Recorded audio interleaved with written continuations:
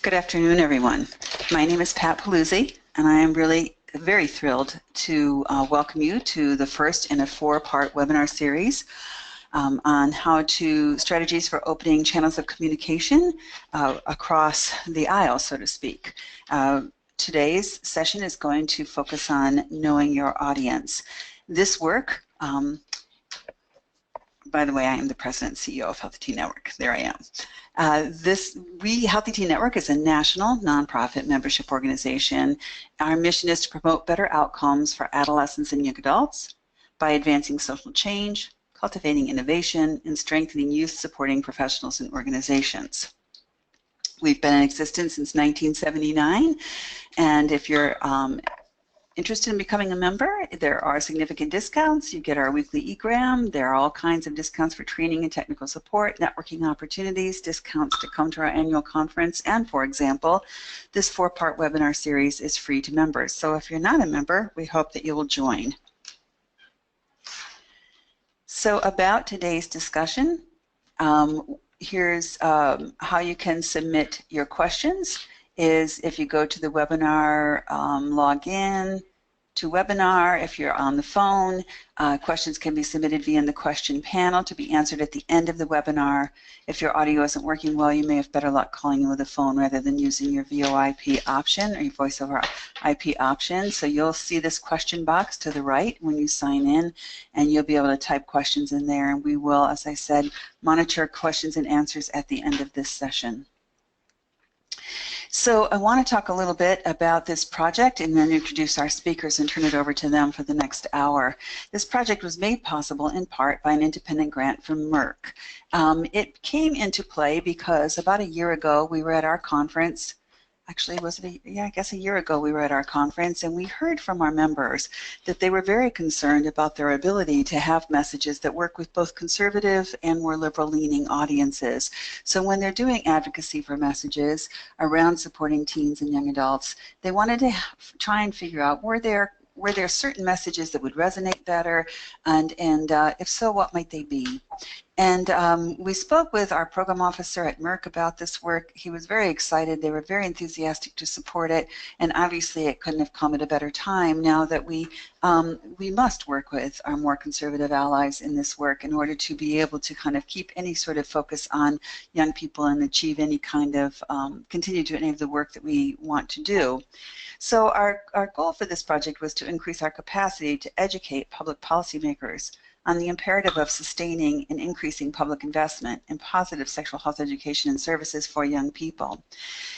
What we did was we put out a call for proposals among communication firms, and we made sure that we advertised that calls in places where we would hear from organizations that are both more conservative-leaning, more liberal-leaning, or are able to work across the aisles and have worked with both populations. And we were, in fact, able to receive a bid from the Steinhauser strategy group, who is a communication group in Texas who has had a long history of working with folks from both sides of the aisle and bring that expertise to us.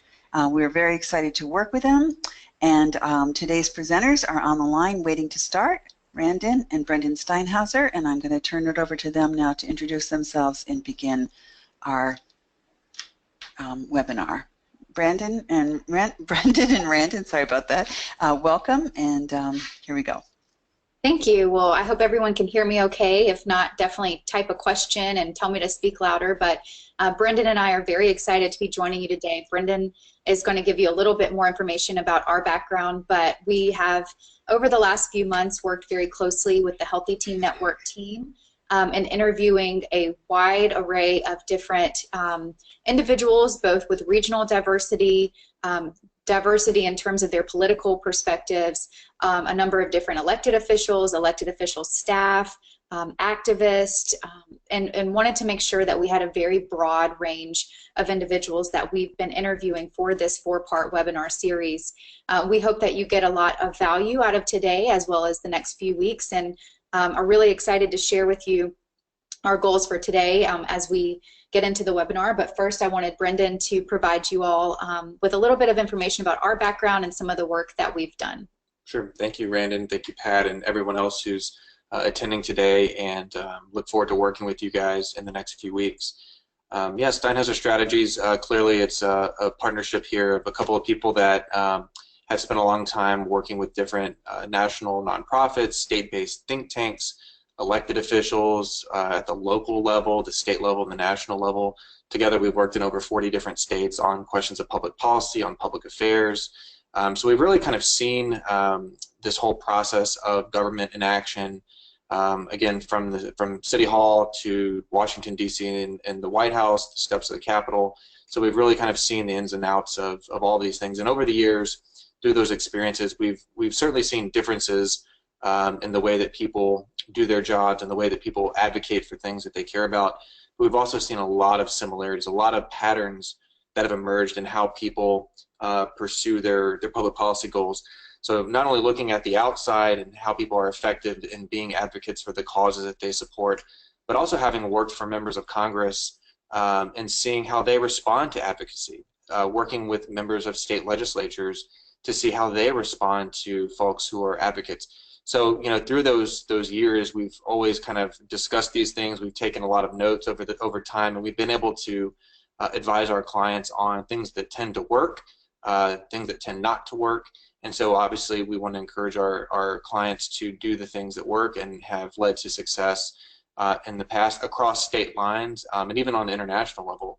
You know, there's just things about human nature, I guess, that are kind of consistent in how you approach things. So, you know, today what we'll do is we'll kind of talk about some of the broad goals for this presentation, and then we'll get into some best practices, and then we'll kind of do a summary at the end and open it up to questions and answers. You know, but for us, this is something that we've really enjoyed working on.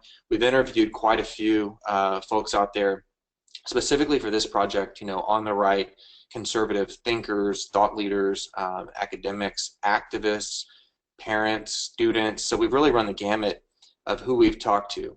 We've also done a lot of reading and delving into things like public polling, you know, reading books by kind of intellectual leaders on the right, that sort of thing, to really understand where they're coming from and to be able to better communicate that to you guys.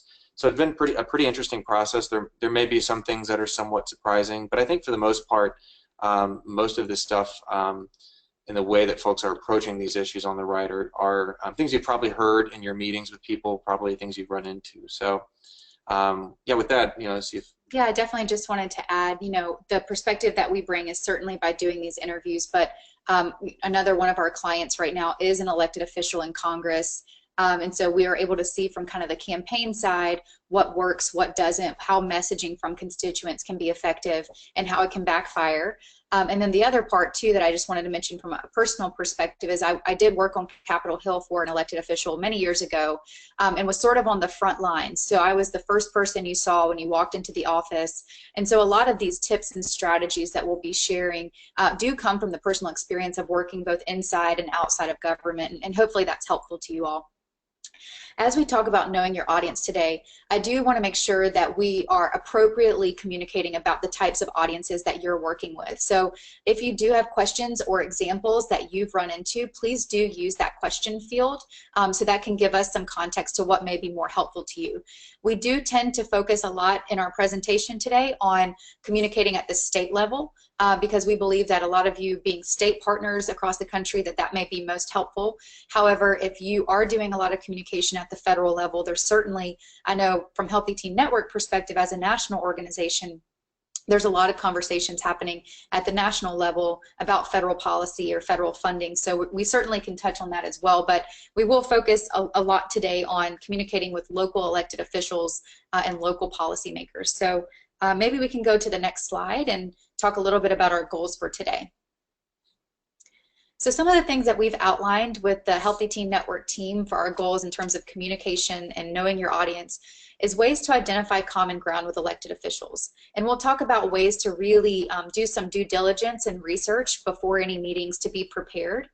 We'll talk about ideas for utilizing effective storytelling. So once you have an idea of who you're talking to, you really want to understand the best way to communicate with them and identifying the best messenger, identifying the best kind of buzzwords or talking points, and we'll go through that as well.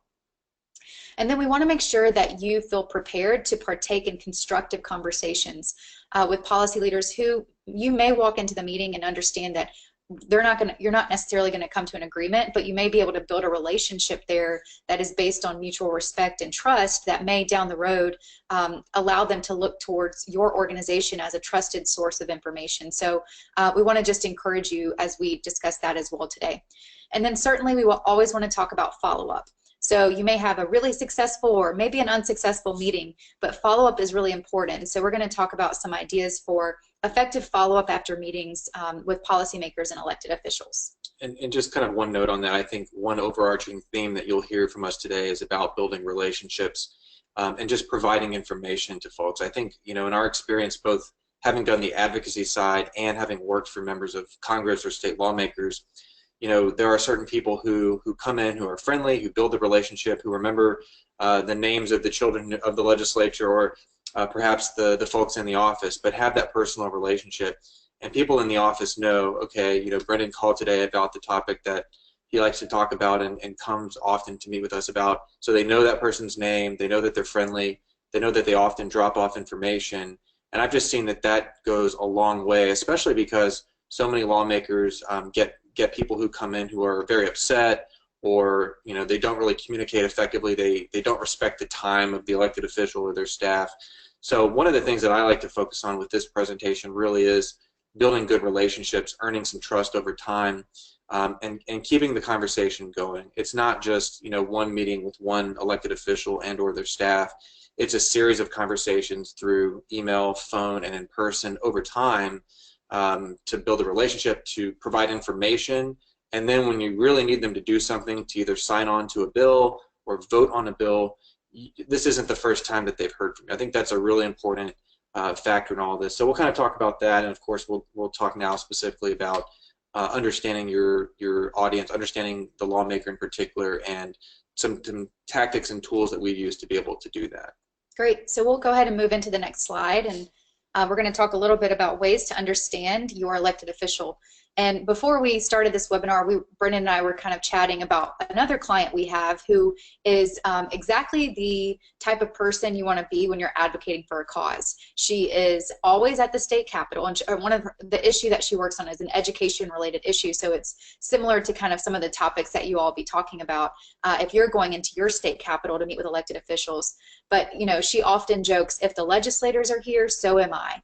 And she has a very good understanding of, you know, where their kids are going to school, who they sort of vote in block with. So if Senator A is going to be a yes vote, she can probably convince him to get a few of his friends on board as well, maybe their religious background, their personal background. And so as you can see on the slide here, this is an essential part of understanding how to communicate with elected officials, is understanding their personal background. If you're able to walk into that meeting with them and, you know, you're both alumni of Duke University or St. Mary, or your kids maybe go to the same school, or you graduated from the school that their kids went to, academic background's usually a really easy way to find a connection with someone if there is a connection. Also, you know, easy things like sports, kind of icebreakers that you would if you were at a cocktail party. I know it's kind of a weird way to think about communicating with elected officials, but finding some common ground. I know I am very guilty of walking into a meeting and being all business first, which is why Brendan usually is the one to help with the icebreakers, because it does just help build kind of a diplomatic understanding that we're here in good faith. And even if we know we're not going to agree policy-wise, we may really end up liking each other as people. And I think that that human component is so important. Sure. You know, one example that I like to provide is that when I go into an office, either with a client or by myself to talk about an issue, I often scan inside the office to see what they have on their shelves, what they have on their wall. So their academic background, for example, are they a Dallas Cowboys fan or a Redskins fan or somebody else? You know, do they have a picture of them, you know, ranching? What are the things that they identify with? What are the things that they've chosen to put on their wall or on their shelf that kind of tells you something about them? And then I kind of scan and I look for something that I can connect with them about. Whether it's, hey, I have family in that county or in that state, or yeah, one of my best friends went to the University of Michigan and we went to the Rose Bowl together. It was a lot of fun. Or whatever I can find to break the ice, to find that personal connection, to kind of get them to let their guard down. That's always constructive. In fact, I was in a meeting just a couple of weeks ago where a gentleman kind of came in, and he was sort of skeptical at first, but I figured out who he had worked for in the past, the governor of Colorado, and we talked about that and how I liked that governor. And so it's a great way to sort of start off the meeting right, and maybe even buy you a little bit more time to get into the actual meat of what you're wanting to talk about. There's a great source for finding this information, and it's actually not their elected official website. If you're able to dig up a campaign website for elected officials before you go in and talk to them, it's usually going to be a little bit more personal. It's going to have their background, maybe some photos of their family and their kids or their grandkids. It's going to mention that they've been a lifetime member at the Methodist Church, or a deacon at this church. And so those websites, if you can, just skim those campaign websites before you go in and visit someone. And to our second point here, of understanding their policy background, that's also a really important way to understand what issues stand out to that individual as a priority. So if you check out their campaign website, you'll be able to see, the first three things, maybe immigration and water policy and agriculture, because maybe they're a Texas legislator, whereas in a different state they may have listed different issues that are important to them. But you may want to look and see if your issues are even on that list. If they are, that will give you some indication of where they stand. And if they're not, that may be worth asking them directly and say, well, I did take a look at your campaign website, and I noticed that you have all of these priorities, and I really appreciate that. One issue that we're working really hard on is teen help, and making sure that that's a priority for them, because it may not be something that they've thought about through a policy lens before, and that's a really important point for them to understand. There's also a number of different ways that you can look up record votes. This is another important thing to do to really understand who you're meeting with. And sometimes, as you all know, you're not actually going to be meeting with an elected official. You're going to be meeting with a legislative director, a chief of staff, a policy advisor. And so this is important for less of that personal background and more of understanding of, okay, if I don't get to meet with the elected official and I'm meeting with their legislative director, I do want to have some understanding of their background on the issues that I care about. So being able to pull record votes, have they sponsored or co-sponsored bills that are related directly to the issues that you're working on? Or have they had public policy statements? Doing a quick Google search can give you the latest news articles. Just having an understanding of, was this individual the lead champion on a recent water bill? Understanding those kind of concepts and topics that they've been working on is going to give you a leg up in the conversation. Yeah, this is where voter scorecards are really helpful, whether from national organizations or from local organizations. So whether it is NARAL or Planned Parenthood or the Family Research Council, whatever it is, whatever organizations are grading legislators, that tells you a lot, not only about their overall perspective, but you can actually get into the recorded votes and see what stand they actually took. And so you can kind of know that going in. And that's not to say that they may not change their vote, or they may not have voted a different way because of the larger legislation. Of course, there's always those nuances, but that's really helpful. And we use voter scorecards quite a bit, both at the national level and at the local level. And there's some organizations that have done just a lot of work, because it is a lot of work to track all those votes. But definitely make use of those before you're going into these meetings. There was another website that we've used before that tracks kind of different votes. What was that? Project Vote Smart. So Project Vote Smart is a great source as well. So check that out. There's we've mentioned 3 sources right now. Find their campaign website, Project Vote Smart, and then definitely check out the organizations that do voter scorecards, that score different votes that they take relevant to those issues. So I know Planned Parenthood has one. Obviously, the NRA is another one that's very well known for their scorecards, and elected officials always talk about, I have an A rating with this organization, or I'm an A+ life member. So those things really matter in giving you perspective when you're talking to an elected official. One other scorecard I should mention is the American Conservative Union does a pretty comprehensive scorecard. If you're dealing with the national level, that'll be helpful to you. And obviously I would look at both the liberal and the conservative organizations, because they obviously will match up. They'll just grade them very differently, but those same votes will likely be there. But you may find a case where maybe the liberal organization didn't score the vote, but the conservative group did. So that's helpful to build your profile. Certainly. The next area that we want to make sure you really understand the background of your elected officials is recognizing the district that they represent. This is essential, especially when it comes to things like a rural versus an urban legislator. When it comes to things like high population density versus, again, that rural, more spread out population. if it's a predominantly minority district versus a predominantly white district. All of these demographic breakdowns are going to give you a very good indication of a member's background and who they're representing. Oftentimes we hear legislators say, well, I'm doing what my district wants, or I'm voting in the interest of my district. That's a really easy talking point, and most of the time perhaps they are. But it is important to understand the district that they're representing. There hasn't been a ton of polling on teen health issues. We did look, and a lot of it is federal polling, so that makes it more difficult for you guys at the local level to understand and be able to use that data when you're in meetings. But it is important if there are, big picture items that really capture the look and feel of their district. That just helps you to understand who they're representing. And if you do have data to show that you have a number of constituents that are supportive of your issues, certainly bring that with you to present to them as part of your case for your issues. Yeah, the polling in the district is very powerful, both for those who support your issues and those that are not supportive, because they do look at that and they do want to know. And if you have supporters, they can show that and say, hey, 80% of the folks in my district, support this policy, so I'm on the right side here. But if you either can't do a poll because it is too expensive, or there isn't anything that's publicly available, there are alternatives.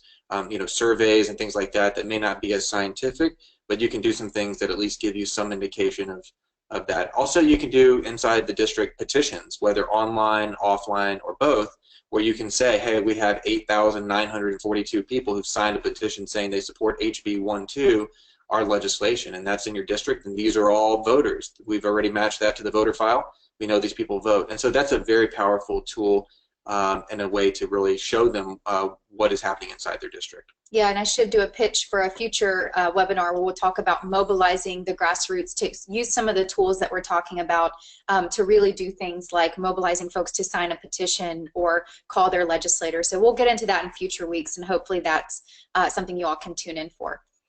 The fourth and final area where we just want to make sure we always mention, folks often say there's two things that change legislators' minds, and that's votes or money. And unfortunately, it seems to be true. So it is important to understand who their donors are. We want to know their district, we want to know their policy background, their personal background, but unfortunately, we also want to know who's contributing to their campaign. Are they getting funding from Planned Parenthood PAC, or are they getting money from a conservative PAC or Merck? Are there different pharmaceutical companies or medical companies that have given to this candidate? In Texas, again, from our experience, there's the Texas Medical Association. They are a tremendous donor to a number of different legislators, and we've talked about maybe using that as an example to go into in partnership with some of these larger campaign contributors into doing a meeting together. So if you are noticing a pattern in your state of some of these medically inclined organizations that are giving a lot of funds, maybe it's worth setting up a meeting with them to say, hey, we realize that you're already very active in the Capitol and that you have these great relationships. If there's ways for us to overlap and go in together to talk about teen health issues, perhaps that's a really good starting point to build trust with those elected officials based on those pre-existing relationships. Now, one other example of a strategic partnership that I've seen work really well is when organizations have partnered with business groups that may not hold kind of a hard right line on something, and they've been amenable to kind of working on some of these issues. And I think that's been very powerful because many of these business groups do support Republicans and conservatives in general, and so those elected officials are listening to them. But if you're able to get to some of these business groups, sit down with them and talk about the issues and talk about some of the things they're trying to achieve, we've definitely seen that across the country, especially in Texas, where that's been a really effective tool. Great, so we'll move on to the next slide. Again, if you have questions, feel free to type those in and we'll answer those as we can, or we can save them until the end. So we talked about ways to really understand who you're communicating to. Ideally, you are meeting directly with your elected officials or local policymakers, but in the case that you're not, you may be meeting with a policy director, a legislative director, or a chief of staff. But regardless of who you're meeting with, for your organization's sake, you really not only want to understand your audience, but you also want to identify the best messenger. And this can go a lot of different ways. And sometimes it's not just one person, it could be a group of people. So you really want to understand first and foremost, what is the narrative that you want to go into this meeting with? You want to ensure that you have a strong message, and we'll get to this in the next slide, but you also kind of want to figure out, what are you asking for? And maybe it simply is just an open door, an open channel of communication to begin to build some relationships. If the first meeting that you're taking with an elected official is to ask them for a vote and you've never met with them or their staff before, you're going to have an uphill battle. But if this is the 5th or 6th time that you've popped by their office and just checked in with the chief of staff, introduced yourself, you're going to have more luck. But with that messenger or that messaging team comes a few important components, and we want to talk about just the need to have someone who adequately represents your organization and understands the mission of your organization. You may want to find someone who has a personal story or a personal narrative, whether that's a teen that you've worked with, or a parent, or a community leader that has seen the impact of your organization. This could be a faith leader. If you're trying to communicate with a more conservative audience, certainly by partnering with a faith organization and bringing in that partnership to a meeting to say, some of the work, that the funding that we're getting is directly helping maybe this low-income minority community that also this faith leader is helping, you're going to show a bridge there that's going to seem very attractive to a legislator. Yeah, I think the other two things that we like to remind people when communicating to legislators, especially in a short amount of time, is look for constituents, look for people that actually live inside the district, that that have been active, or just have lived there for long enough that the legislator is going to be more concerned about that story, more concerned about that person than they are if they're outside the district. That's something we see all the time. One of the first questions in a meeting is, well, is anyone here from District 23? And if the answer is no, they sort of start to tune you out a little bit more. It can be often difficult to always find the best messenger inside the district, but they're worth their weight in gold, because legislators and their staff do pay a lot of attention to them. They know that they have a network. They know that they can get their story out through the media in the district, so that can be a very powerful thing. So definitely do your best to try and find actual constituents when you go into these meetings. And then also compelling narratives. I mean, Brandon touched on that a little bit, but people that can go in and tell a story about how a public policy affected them and their family, or who can go and talk about things that they've overcome, hardships of some kind, financial or education, or stories, especially the hard cases, right? The things that that the legislator may not have a good answer for. The cases that are really difficult. When you have some of the objections that might come from some of the conservative lawmakers, this is the chance to kind of bring out that hard case and say, well, we know you really care a lot about parental involvement, but what about this situation where this child was abused by their parents? And so, those sorts of things that happen that really indicate why this need might be there, that they hadn't really thought about before. You also want to consider bringing in some folks who are cool and even-tempered under pressure or in conflict. A lot of times you will meet with very respectful legislators or their staff, but there are certainly those few elected officials who are very open about their feelings or their beliefs, and it can get contentious from both sides of it.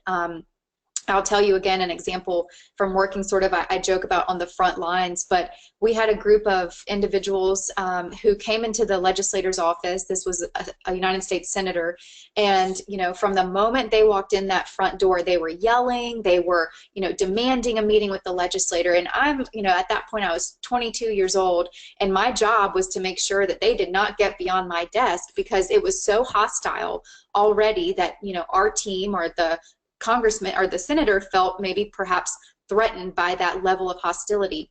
However, there were certainly other times, many other times, when a group would come in that there was no agreement on a policy issue, but they came in respectfully, and they brought in their stack of constituents cards from the district with signatures and saying, I want you to support this bill, and they typically got a meeting.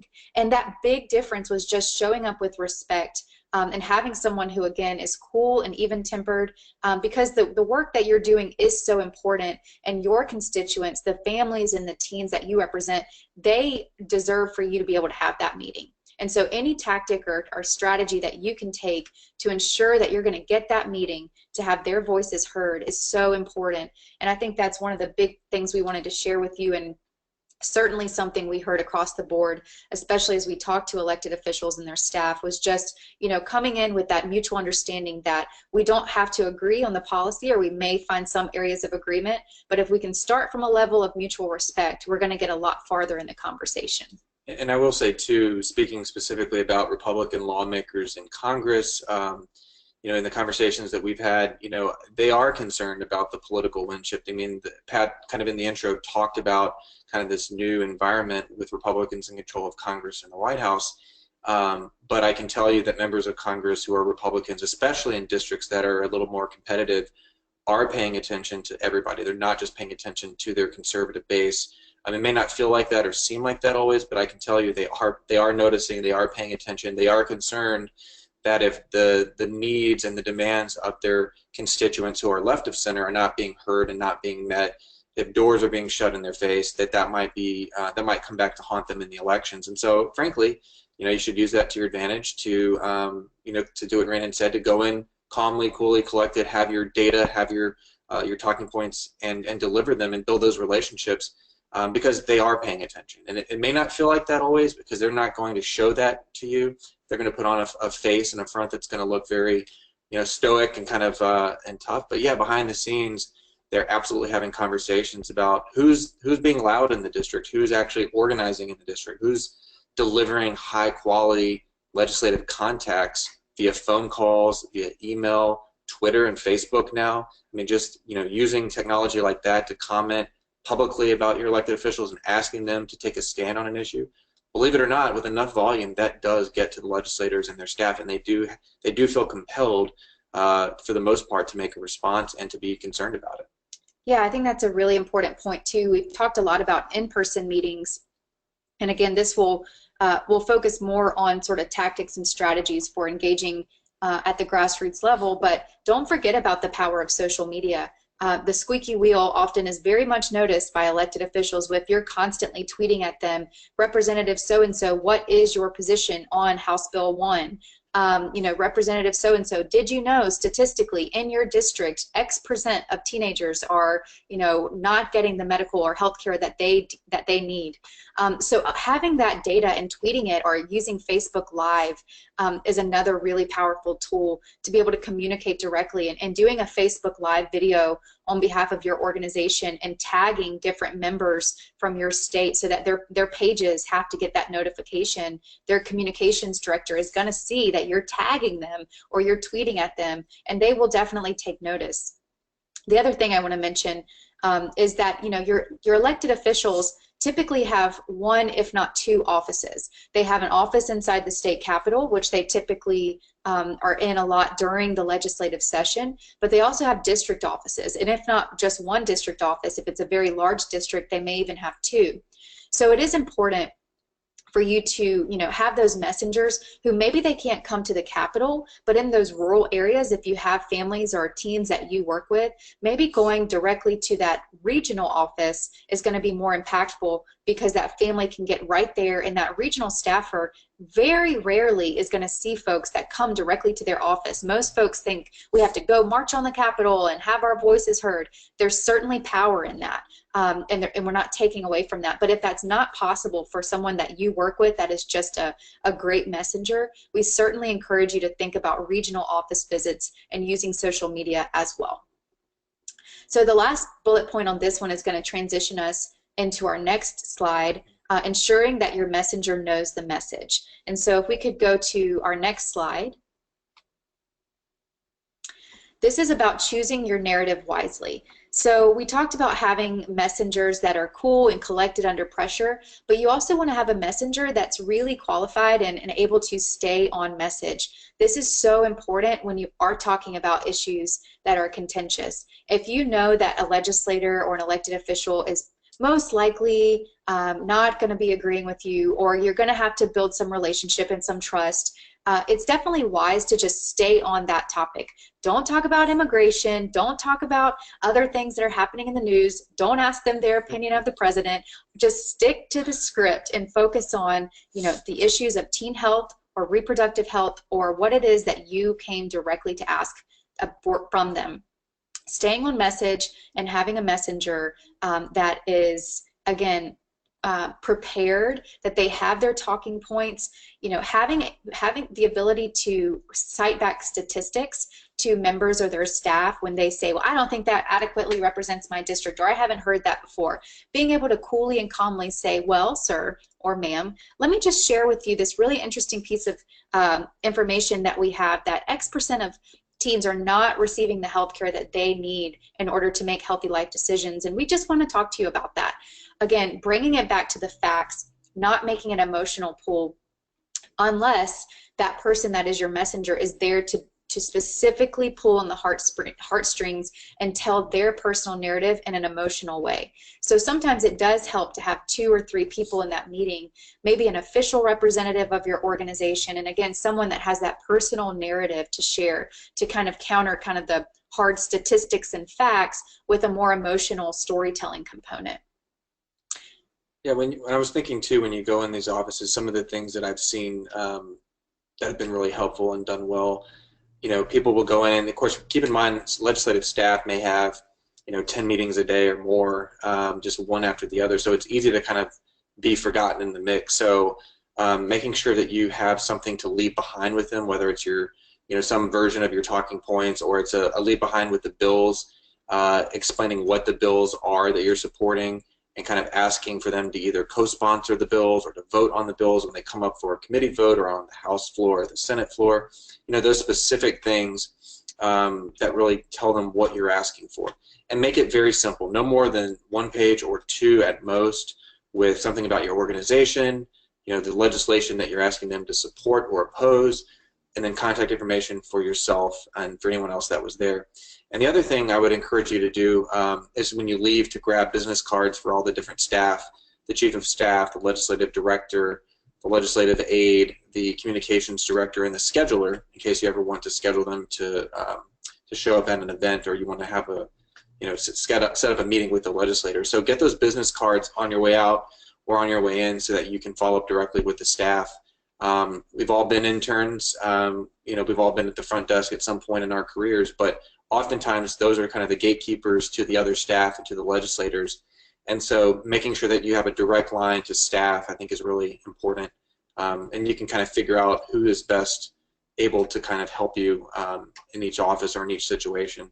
So yeah, it's basically, you know, being somebody that is remembered, building good, positive relationships and vibes within the office, so that when you show up or someone from your organization shows up, they know who you are, they know your name, your face, your organization, and hopefully it's a positive way. They may grumble a little bit if they don't see eye to eye with you. They may say, uh-oh, Brandon's here again to talk about that education issue.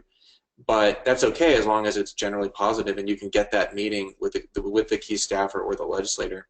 And then you just have to find, you know, what is that kind of weakest link in their argument.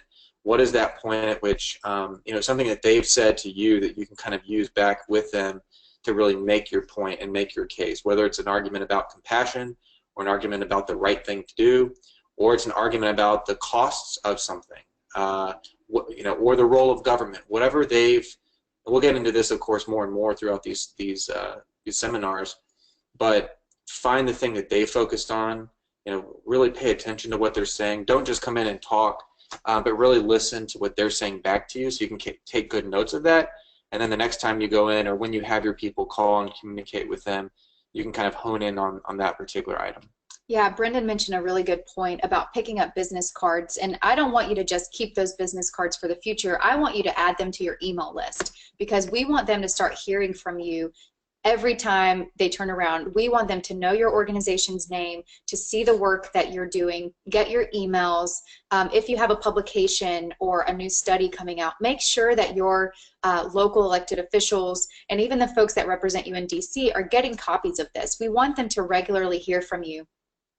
The other thing that we'd really encourage you to do, well, and in regards to that, if they're constantly getting this information, maybe they're reading 1 out of 3 or 1 out of 10 even. But if something did come up in the district, or if there's a news story and they have to go and talk about it to the media, maybe they're going to be looking for information about teen health. in their district, and maybe they, there might be that one recognition of that memory of that meeting, and they may look to you as a source of information. And that's your ultimate goal, is at the end of the day, is that these elected officials, whether they tend to agree with you or not, they look to your organization as a source of information and an understanding of what's going on in the teen community. The other important part that we would encourage you to do outside of just meeting with your legislators and getting their staff and their emails on your email address and making sure they get your newsletters is inviting them to everything you can. Make them say no. We do this all the time with our clients. If you're having a back to school book bag giveaway, invite the local elected official to come down and help give out backpacks.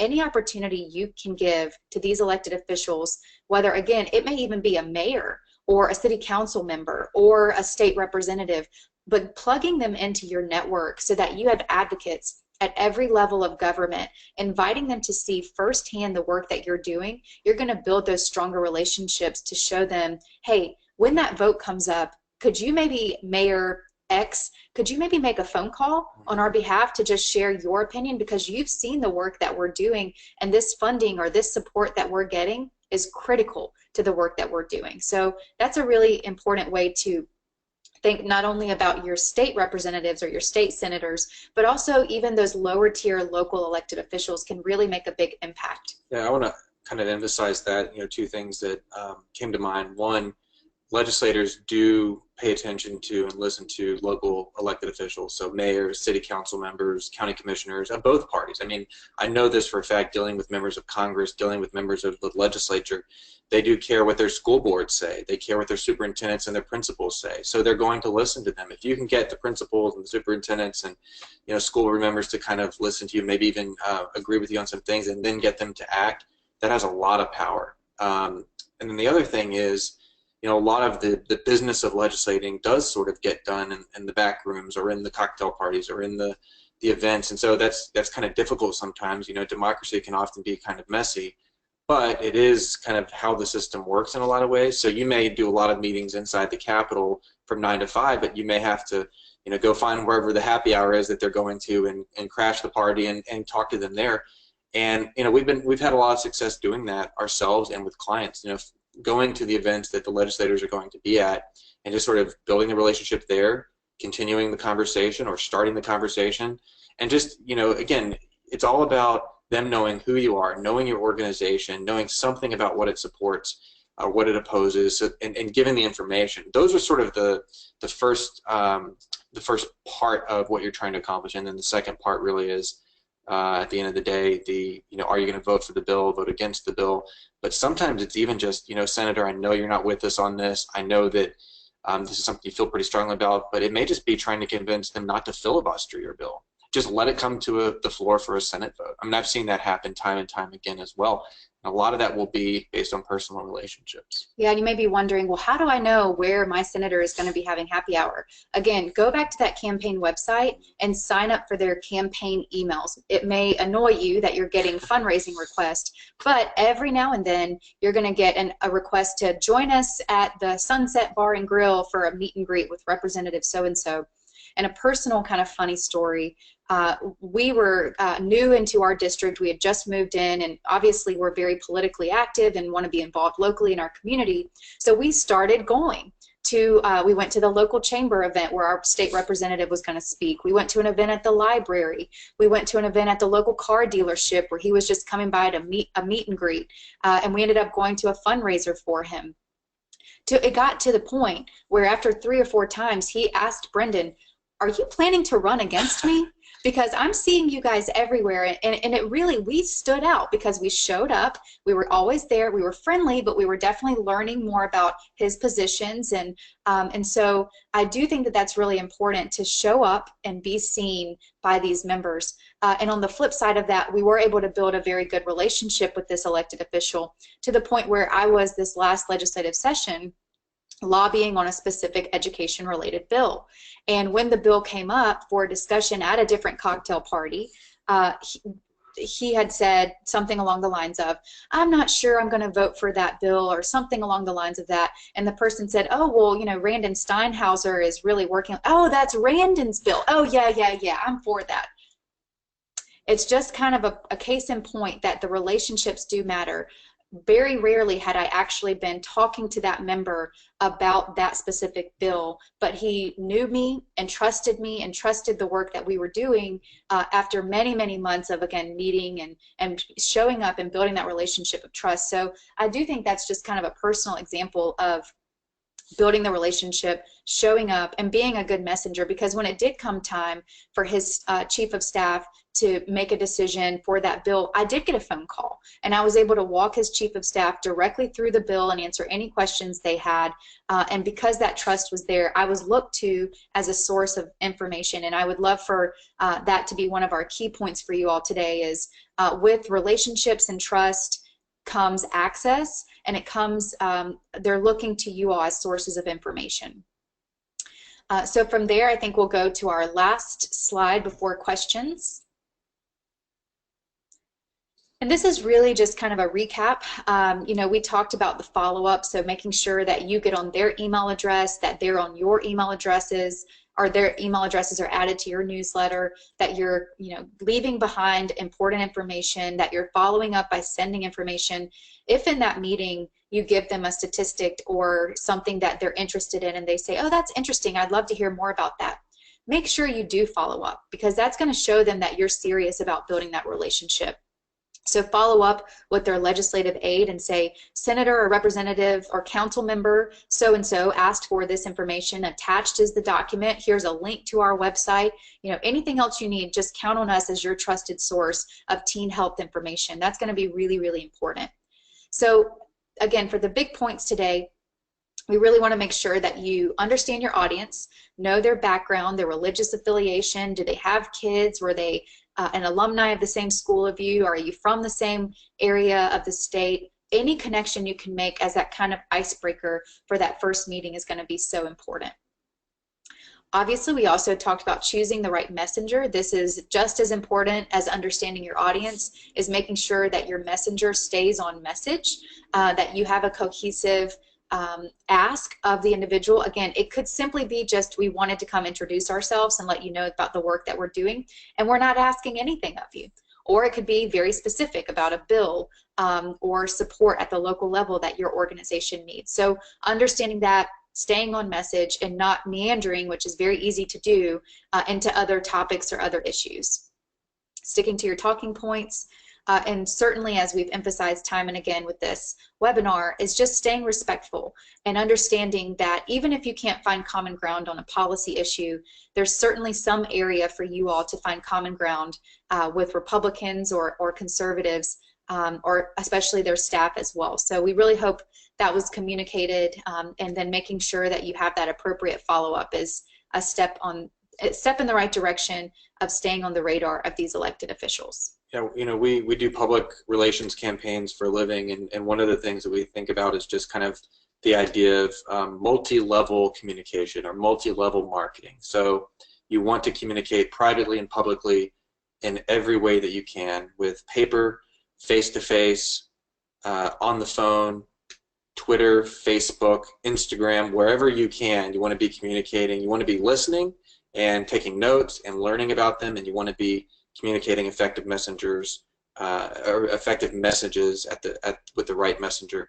And so you do all that together, and it doesn't really, if you do it well and you kind of have a strategic approach, it won't take long before the staff and the member of that legislature or the member of Congress does know who your organization is, what it does, what it cares about, because they are going to notice, they are going to see you. Oftentimes, you know, some of the worst communication that we see out there is just sort of scattershot.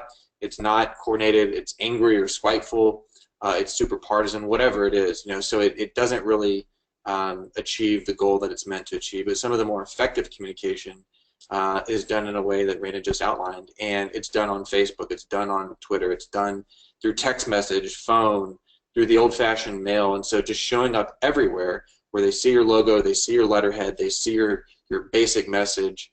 Just some very basic things. If you can do that and do that well, they will at least know what you're asking. And then the next step kind of goes into something we'll talk about later, which is advocacy, and whether that's including grassroots or media, social media, packaging all that together to be as effective as possible. So I think with that, we'd love to turn it back over to Pat and see if we have any questions from any of the attendees. We'd love to, for you guys to give us examples of some challenges or questions you have about communicating with different audiences, especially across the aisle, whether Democrat or Republican, and any ways that we can give you all more support or advice on communications. Thank you, Randon, and thank you, Brendan. This was really very, very good. I learned a lot, and I've been doing this project with you all this time, so I hope others enjoyed it as well. The question box is open. You can just type in any questions. Remember, you are muted. We cannot hear you. You will have to type them in. And while we're waiting to see if any questions arise, I do want to point out, remind everyone that this is the first of a 4-part series of webinars that they're going to be consecutive Thursdays through the month of September. That next Thursday, on the 14th, we're going to talk about finding common ground, opportunities, uniting in a common goal with conservative decision makers. And this is where the research that Randon and Brendan did for us, and where they sort of were able to identify sort of who are conservatives, what do we know about them as a group, like, and how can we sort of make sure that we can find ways to perhaps come together on some of our issues will be discussed in detail. The next Thursday, we'll be following up with how to use media as a public relations strategy, because many of us kind of know maybe what the messages are, but maybe we're not so good at figuring out how to deliver them. And then the final one is mobilizing our communities. And then just to let you know that at our conference, excuse me, at our conference, which is here in Baltimore, October 2nd through the 4th, we are having a pre-conference institute on the 2nd, where we will continue to explore this issue a bit more. Now I'm trying to read this because how do I get this to be more readable? Shanice, can I bring this down a little bit here? Because otherwise, if your organization is not allowed to lobby, what are some typical asks we could make? Can you offer? Oh, that's a different question. Okay, so some of the organizations, you know, there's this issue about being 501c3s and whether or not you can lobby. So what do you think, sort of how do people sort of bridge that line and not get themselves in any trouble, I think is what they're interested in hearing. Sure, yeah, I think we can both probably talk to this a little bit because we work with a lot of 501c3 organizations and we're constantly having to make sure we don't cross that line. You can still definitely communicate with legislators, and I would say one of the most simple ways to make sure you're not crossing that line is to just open up your doors and invite them to come see what you're doing, to invite them to come and see the work that you're doing on the front lines, to build an advocate for your cause without lobbying on a specific bill. Again, making your organization seen as an information base, because if you're not advocating or you're not lobbying, then most likely you are out there to provide services to constituents and to provide information to policymakers. And so finding ways to bridge that gap, bringing your constituents, those families and teens that you serve, and allowing elected officials an open door to see that work be done, you're going to really have an opportunity to build relationships there. And again, taking advantage of getting that scheduler's information and inviting them. You certainly still want to get them on your email list and make sure they know about what you're doing. There's not a lot that you can do in terms of showing up and meeting with them. Every state is very different, so it just kind of depends on where you live. But I would caution you against doing a lot of showing up to do meetings with them if you're worried about that tax status. Yeah, I was just thinking, you know, the federal level is a little more obviously uniform in terms of what a C3 is and a C4 is and what they can and can't do. So the federal government, you know, the Congress has some uniformity a little bit across state lines. But yeah, different states are very different in terms of what they what constitutes lobbying, right? Some states are very aggressive in how they view lobbying, and other states are more open. So you definitely want to make sure you're not running afoul of those laws in your state. What I will say is that, you know, organizations that are C3s that are in a state where they are not allowed to do anything even resembling lobbying, those organizations still can do things like put out public statements and use social media very effectively, use earned media very effectively. In other words, you know, getting coverage in newspapers, radio, television, to get their information out, because obviously legislators and their staff will see that, they'll read it, they'll consume that information, that data, hopefully it'll make an impact. You so you do have to obviously follow those lines. But yeah, if you're a C3, you definitely are still running a public affairs campaign. If you're doing it right, you are creating and disseminating digestible information that people with short attention spans can read, understand, and repeat back to someone else. That's really the key. One of the biggest mistakes that our clients and friends have made, and we've probably made over the years as C3s, is when we just do sort of the 10 or 20-page papers, and we have this great research and data that nobody ever reads because it's too long. So take that and really get it down to a page or two. Get it down to a series of letters to the editor, to your newspaper. Get it down to a series of opinion pieces for the newspapers. Get it down to opinion pieces for online journals and magazines. That sort of stuff is what I would really recommend that C3s do. Okay, thank you. The next question is, can you offer some additional strategies for organizing your thoughts and preparing talking points ahead of time? Sure.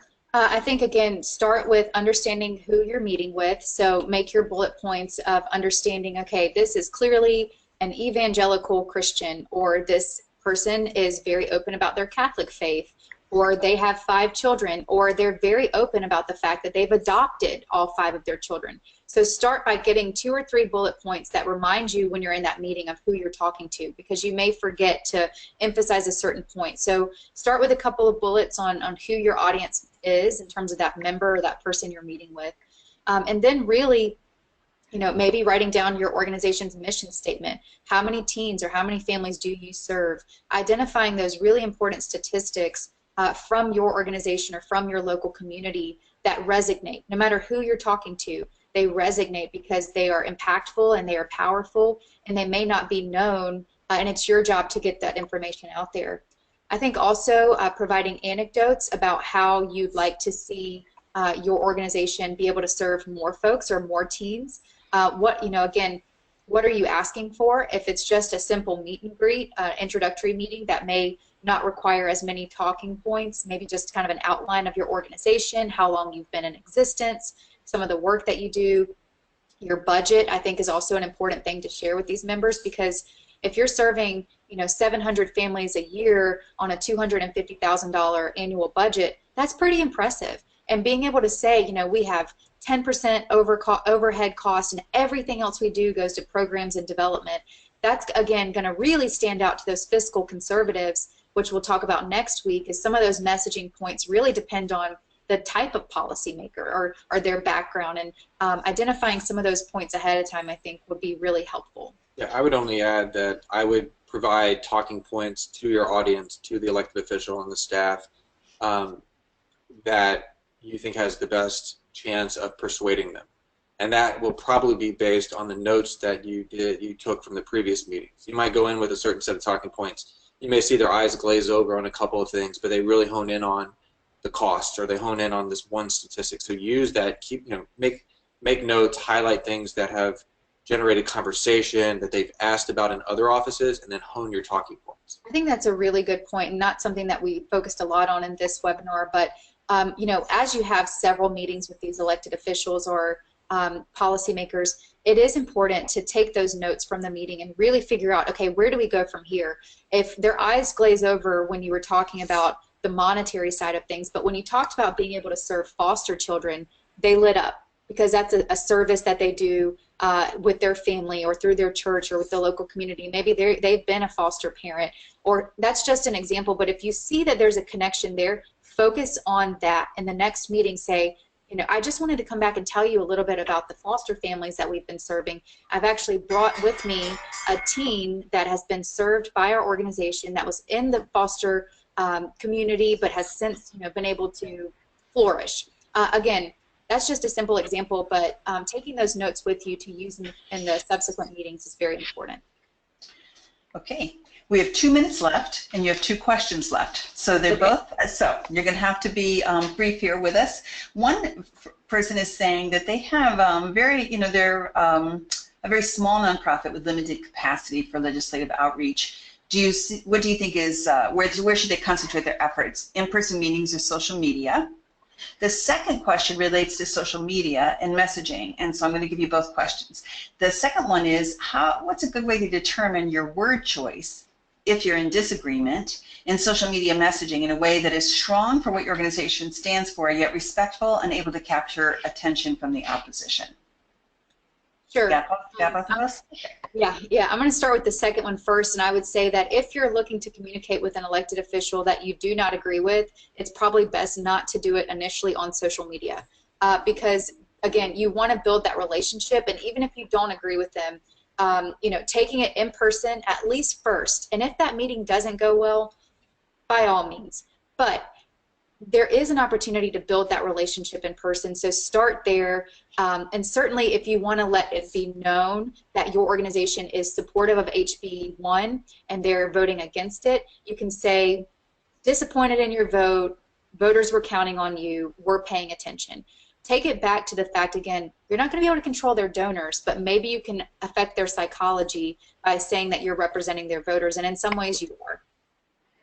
I would just say on determining word choice, I'm guilty of this myself, and clients have been guilty of this. Just try to avoid words that offend people. You may have a different point of view, but and I think you kind of know it when you see it. And your friends, hopefully, your conservative friends will tell you, hey, that was something that crossed a line, or your liberal friends will do that. I've kind of learned that the hard way with clients.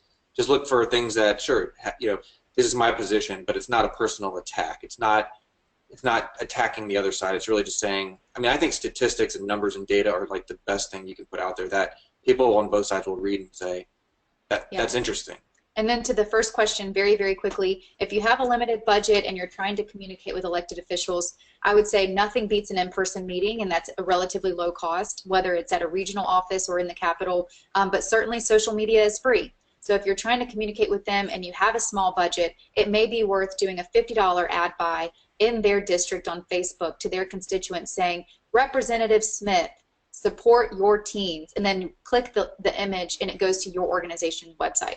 Something as simple as that with a small budget can really go a long way. Okay, thank you both so very much. I want to point out that we do have a short survey that we're going to ask all attendees to fill out. We do want your feedback. We do pay attention. We read these things and we take them into account when we're developing future events. And also, this is the series, as I said. I hope you'll come back for each of the next three as we dig deeper and deeper and explore more specifics around this very important topic. And again, as I said, please come and join us for our annual conference on social norms and culture here in Baltimore. You can find all this information on our website. We will be doing a pre-conference institute, sort of helping you to develop some messages for use in your own communities. And thank you very much, Brandon and Brendan, and to all who've hung in there to the very end. Have a good rest of your day. Thank you. Bye-bye.